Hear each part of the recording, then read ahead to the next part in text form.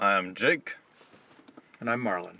and welcome to our Fresh from the Theater review. Once again, borrowing from the Brad Jones style of fresh reviews.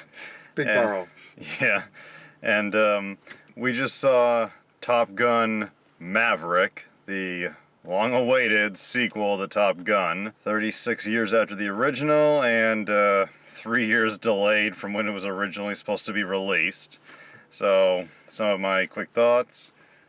I enjoyed it. This was a lot of fun. We just rewatched the original last week, and it was a good watch, and we're looking forward to seeing how this came out. What'd you think?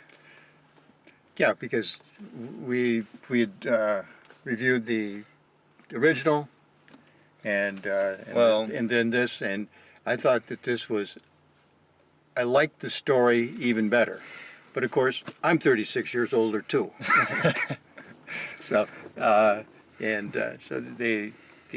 caught the primary characters in different times of life, and they mixed in some new cast, and it was very good. And if you thought the flying was good in the first one, wow, it's even better in this, even better.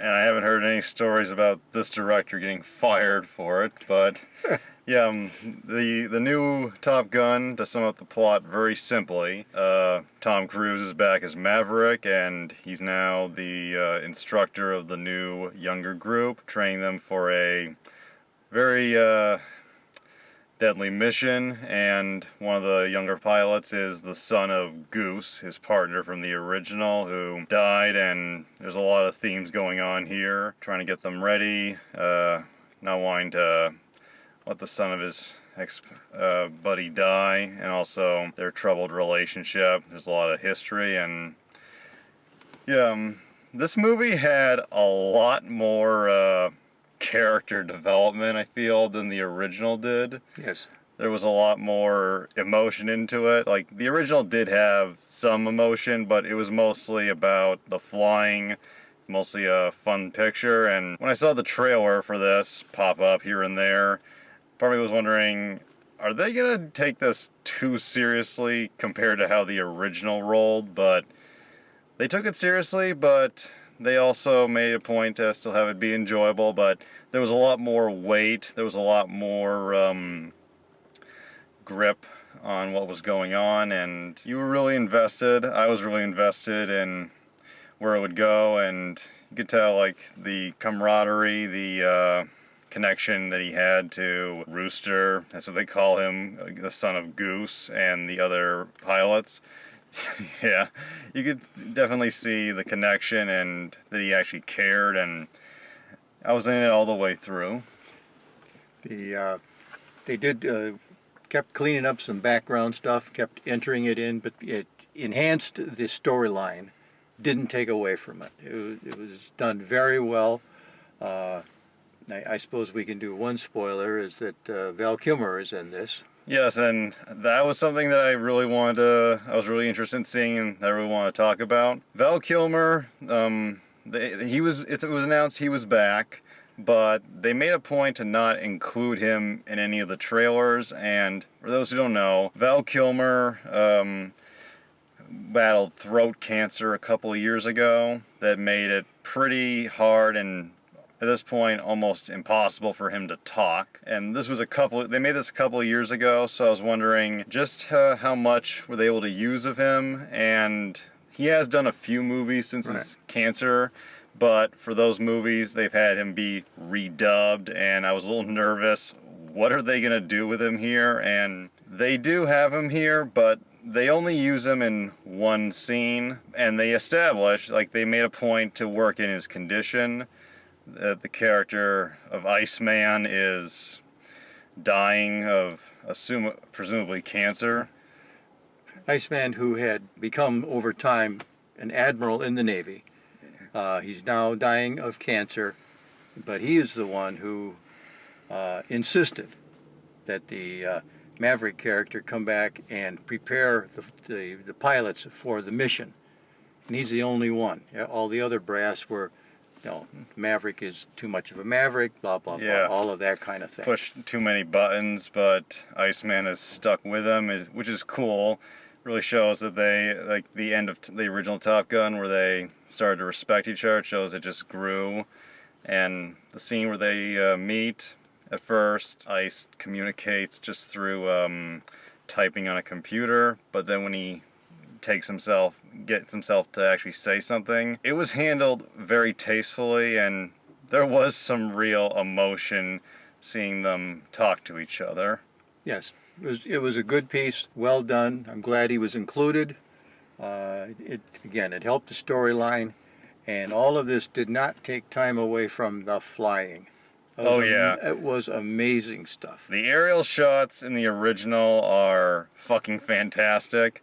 The ones in here, I mean, this movie blew me away on two fronts. One, the visual style, the aerial shots were incredible, and they've made a point, Tom Cruise, it was a video of him before the movie started where he talked about how they actually used real planes, and you could tell they put just as much, maybe even more, because they clearly had 10 times the budget of the original Top Gun. But the other thing that really blew me away with this was the sound. The sound of the planes soaring, going all around. Yes. Like, I could just hear every single sound barrier. Yes, I'm still hearing it right now, and because it's only been a few minutes since we left the theater, but it was really impressive.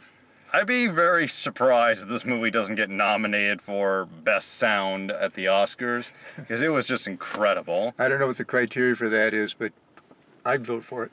Yeah, and one other thing, like I wrote down some stuff that I was hoping this movie would have. Yeah. One of them is also, I was wondering, what would the soundtrack be like? Because the soundtrack to the original Top Gun is fucking iconic, and while it's not entirely Kenny Loggins, the songs they include are very good. Like, they have a little bit of the original, but they have a new soundtrack here, and I think the new songs all fit pretty well. Oh yeah, it's a great soundtrack in and of itself, but that's more your area than mine.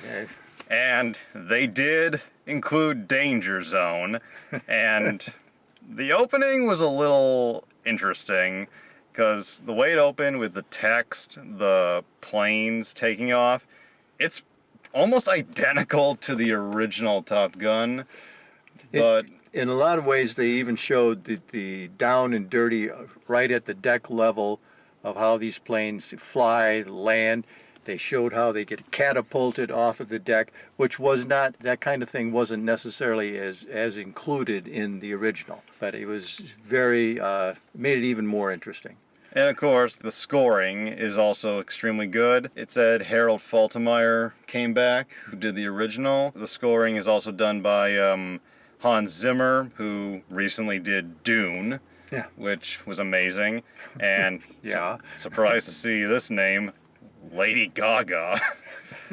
But the three of them, they worked together very well. Like, the music here, not just the songs, was all extremely good. I thought it all rolled very well, and this movie had a lot of heart. Like, it went on a little of the nostalgia, but it wasn't entirely banking on the original film. It didn't copy too much.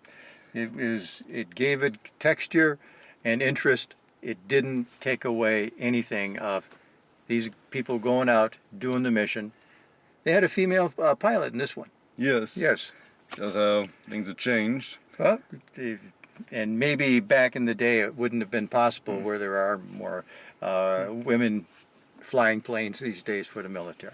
And I can't remember all their names, but all the younger pilots, I thought, they all were given good amount of screen time. I mean, obviously, Miles Teller as Rooster gets the most because he's Goose Jr., but they all were given time. That one guy, Hangman, who was the real asshole of the group, I'm a little mixed on that character, and you see the film, you know why, because they try to give him a little redemption later on, but I don't know, seemed a little, I'm not sure it was enough, but other than him, I got into all the pilots. Like, again, you could see the camaraderie between all of them. And the last actors to really mention, John Hamm was the admiral in charge of Tom Cruise, and I thought he played his role extremely well. He's not fond of Maverick, but he, I guess, grows to trust him as it goes on.